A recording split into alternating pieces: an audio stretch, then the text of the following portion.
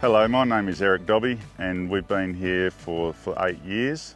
First generation farmers and really loving it. We're in a place called Redmond on the south coast near Albany, and this country was developed back in the 70s, so it's one of the last of the cleared properties around this district. We feel like it's a clean slate. With that, there's some challenges, but there's also lots of opportunities. We're a grazing enterprise, but we grow grass. We put more focus on our grass and our animals, and ultimately it's about improving our soil, which then grows the grass. We're a livestock enterprise in the sense that we monetise our grass through our animals.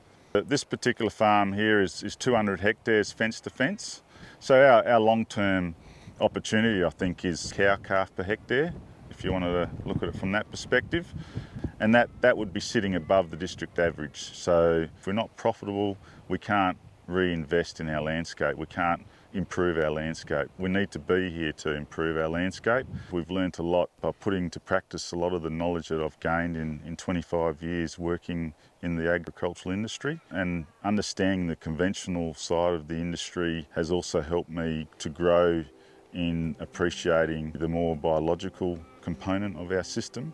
I can really appreciate the fact that there is some synergy with those two. We're trying to use both to maximise our landscape function. Conventional ag has to some part not understood that and doesn't quite have the literacy to understand what the biological system is contributing to the whole farming system. Maximising our solar energy, our water infiltration, all of these things that are for free, we're trying to promote them. There is a recognition in agriculture that you've got to wrestle with the elements and with weeds and insects and fungi and all these things that are out there to try to beat you. Yeah, with this soil health journey, what I've recognised is instead of wrestling with creation or with nature, we've got to work with it. We've got to make it a dance, not a fight. We put more emphasis on our soils and our grass, and our animals are there to help us improve our landscape function, and we do that through grazing management. Yeah, we put a lot of focus on where the animals are, the go pedal and the handbrake for where the animals are in the landscape. The bit that I've found interesting was some soil health principles that come out of America, and our context here is we've got a dry and a growing season, so we've got to manage both of the dry and the growing. We do that with livestock.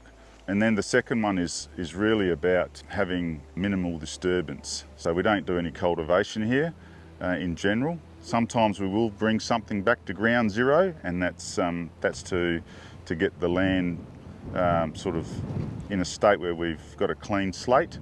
But essentially we're trying to minimise our soil disturbance. Another principle is maintain as much ground cover as we can. And so in the dry season right now, we want to try to armour the soil. We want to make sure that there's still enough cover to protect the soil from the heat, because the soil just heats up and then the soil biology shuts down. So we want to try to maximise our soil biology. That also helps with the hydration of our soils, have less runoff. So the next sort of principle that we've got to deal with is we need diversity above ground and below ground. We don't want monoculture pastures, we don't want ryegrass only systems here. We have spent a fair bit of effort planting different types of annual and perennial pastures. We also do cover crops, and we're learning a lot along the way. Maintain living roots, that's another principle. We want maximum living roots in our soils. Perennials work really well. They create a shoulder for the beginning of the season and then at the end of the season, so we're extending our growing season, which we find is very important in a grazing system. We're trying to maintain as much photosynthesis as we can through our green leaf. There is an opportunity for us to not necessarily have to buy the farm next door. We can farm deeper on the one we've got. That's the focus with perennials. The deeper rooted perennials are going to give us that return on that investment. Since we've been here for 8 years, what we've been able to shift is increase our diversity of our plant species. So we've seen an increase of diversity with our pastures. Some of those have been improved by us seeding them, and other things we've been able to see them improve as we've improved with our livestock grazing. And then the final one, the one that I probably find the most interesting, is adding of livestock. We really do concentrate on where they are at every point. We have daily moves. We have high density grazing for a very short period of time. We can manage how much is utilised, We can also manage the nutrient distribution of their feces and their animal impact on our soils, so just the hoof impact. There's always going to be a little bit of ice cream and there's a lot of cardboard. So to manage that, we've got a daily move as well, so that they're getting a little bit of ice cream and a little bit of cardboard every day so that we can maintain animal performance throughout the dry season.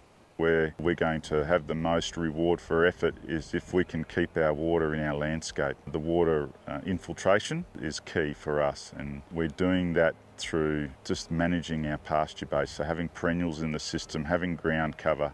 Agriculture's got too much in the way of our natural systems. We've got to take a foot off the gas, step back and help our natural systems perform the way they're supposed to perform. If I dare to cast a hope for the future, is just to pass this farm on in a better situation to the next generation. And the young fella, he's just come out of ag school and he's pretty excited to one day take a chance at this. So yeah, ultimately we want to improve our landscape function as we go.